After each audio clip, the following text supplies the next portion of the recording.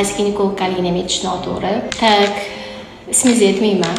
Demak, sizda 10 oy davomida homiladorlik bo'lmagani uchun doktorga murojaat qilgansiz. Faqat meni fikrim bo'yicha baribir ginekolog shifokor bemor bilan gaplashayotganda qattiq qo'rqitish kerak emas. Sizda bachadon 2 shoxli bo'lgani uchun bo'lmaydi deyishgan, to'g'ri?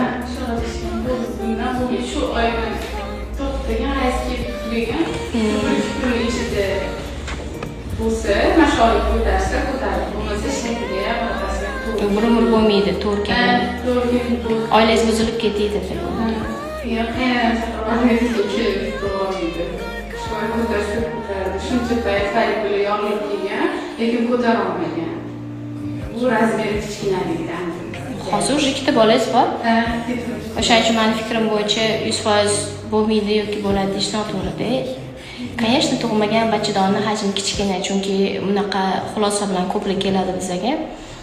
To'g'ri, hajm qaysidir ma'noda rol o'ynaydi, lekin hali homilador bo'lmagan bachadon razmer jihatdan baribir kichkina bo'ladi.